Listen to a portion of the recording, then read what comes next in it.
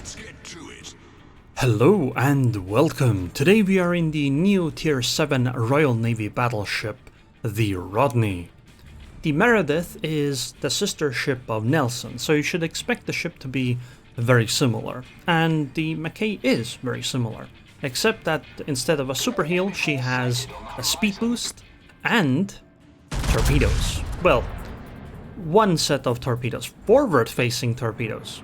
Sorry, when I said one set, I meant one torpedo on each side.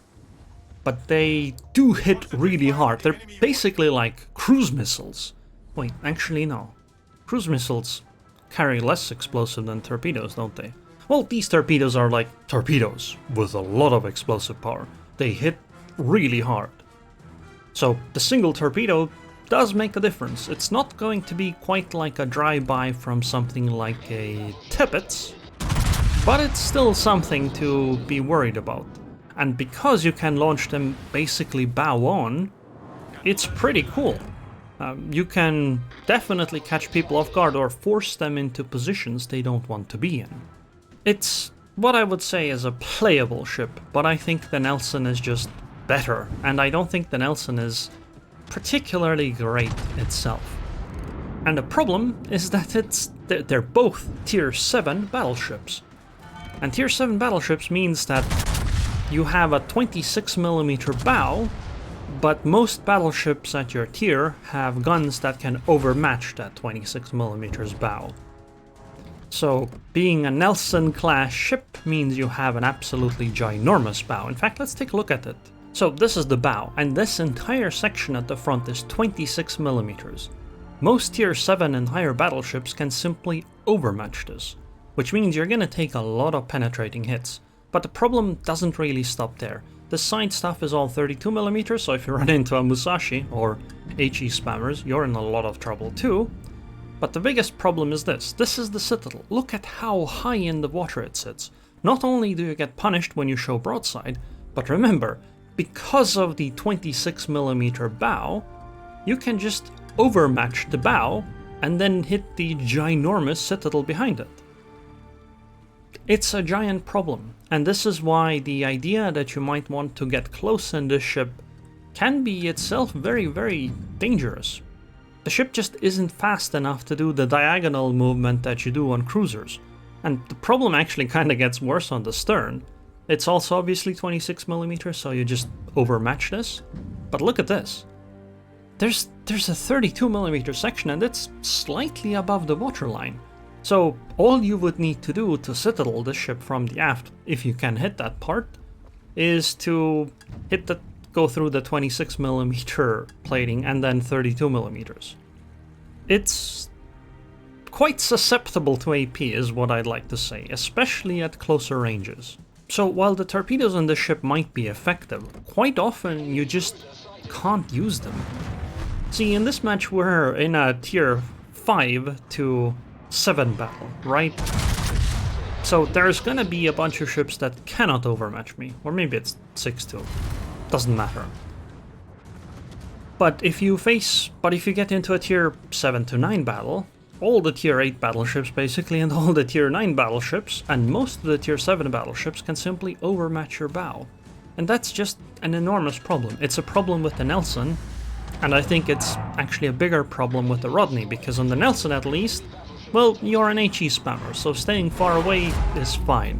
You have a super heal in case you do get hit for a lot of damage, and, you know, part of your firepower isn't stuck in these torpedoes that you have to get. I mean, you don't actually have to get that close. These torpedoes do have 10km range, but, you know, you're launching a single torpedo, right? Well, okay, maybe you launch 2 torpedoes, but it's only 2. The chance that you're gonna hit them at long range is pretty low. These are the captain skills and upgrades that I used, but honestly, you just play it as a regular battleship on that front. You shouldn't, well, yeah, you shouldn't share a captain with the Nelson, because, well, this one doesn't have a super heal. I mean, don't get me wrong though. This ship absolutely can be fun, but I think it could be better if it just had been tier 8. with some other improvement to characteristics. Hell, I think even Nelson should be tier 8. Tier 7 on battleships is just a very, in my opinion, bad tier. Most of the ships that are, or battleships that are good at tier 7 are good because being a battleship isn't a big problem. For example, I think the Rook, or the tier 7 Royal Navy battlecruiser is great because the 26mm bow, or 25 or whatever they have, is fine, because even if she had been higher tier, she would have still had the same bow. This is something that's, you know, baked into the power of the ship. But these ones and the other battleships at tier 7 have these 26mm bows just because they're tier 7. If they had been tier 8, they would have 32mm bows. And I think in that case, they would be a lot better. Although, maybe facing tier 10 ships wouldn't be the most fun with these, but still. Now, there's one weird difference too. For some reason, the Mackay's guns deal less damage than the Nelson's. The AP just does about 10% less. But I mean, they still work pretty well. Bullseye indeed. It's just a weird change. On the other hand, the Rodney does get more anti-air firepower, and it's actually a pretty large difference. However, it's mostly short range, so how effective that is, I'm not entirely certain.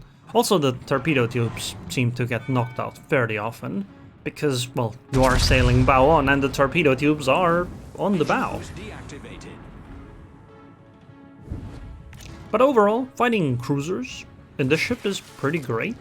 I wouldn't say it's the best tier 7 battleship for that, but it's definitely up there in terms of, like, you can certainly do worse. You know, Colorado is a thing, for example. So, in terms of a tier 7 battleship, I think she's absolutely fine. It's just that I think tier 7 battleships overall aren't that great. Because if you look at something like Gneisenau or Scharnhorst, well, one of the things they have is they have extra armor on the bow, right? So they don't actually get punished as much for it. And as I mentioned with the battlecruisers, the weak bow is built into their power, right? Even at tier 10, they have a weak bow. I kind of wish something was changed about this, because I've held this opinion since, well, almost forever. Like, one of the reasons why I don't like the Colorado, and why I really like fighting Colorados and Nagatos and whatnot, is because of that bow.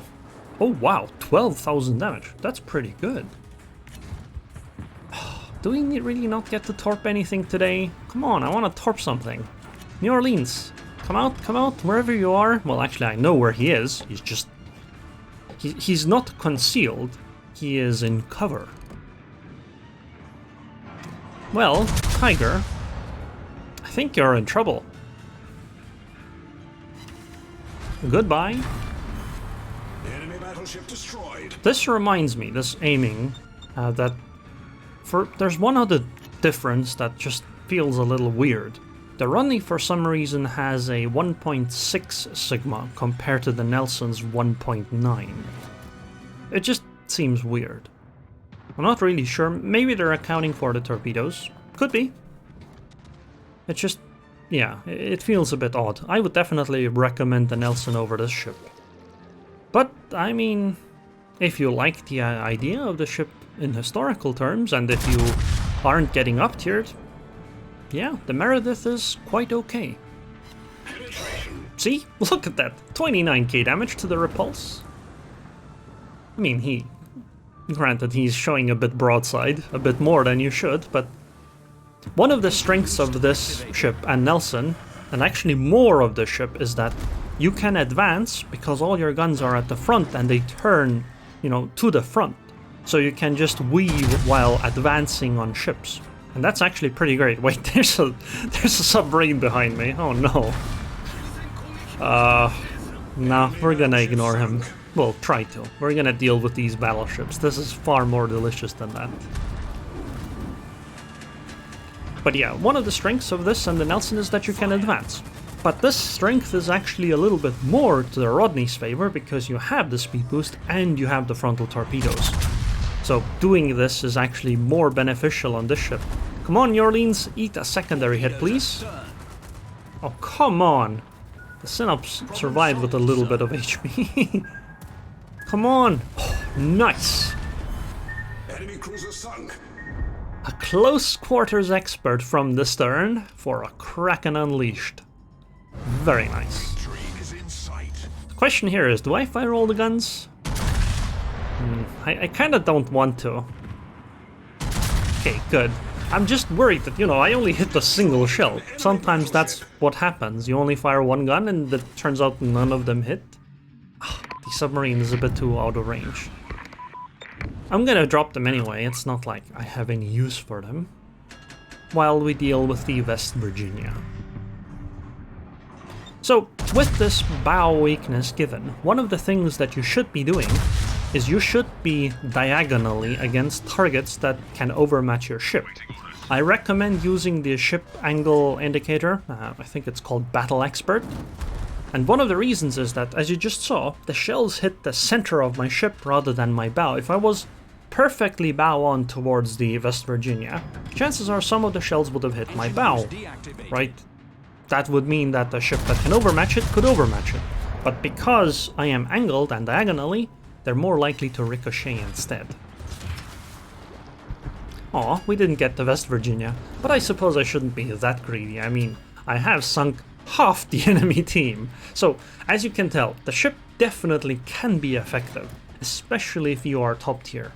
Anyway, through the magic of editing, I know that we are not going to find a submarine, so let's just skip to the end. Overall, I would say that Rodney is a fine tier 7 battleship. The problem isn't with the ship, it's with tier 7. It's not even really limited to battleships at tier 7, because light cruisers have their problems, as do destroyers. And the fact that you don't get the concealment upgrade itself, on top of that, is also a problem whenever you're fighting up-tiered enemies. Nevertheless, we still had a great game, 165k damage, almost 2000 base XP fighting tier 5 to 7 ships. It's pretty good. We got even a bunch of battle achievements, a Confederate, Close Quarters Expert, Dreadnought, High Caliber, and a Kraken Unleashed.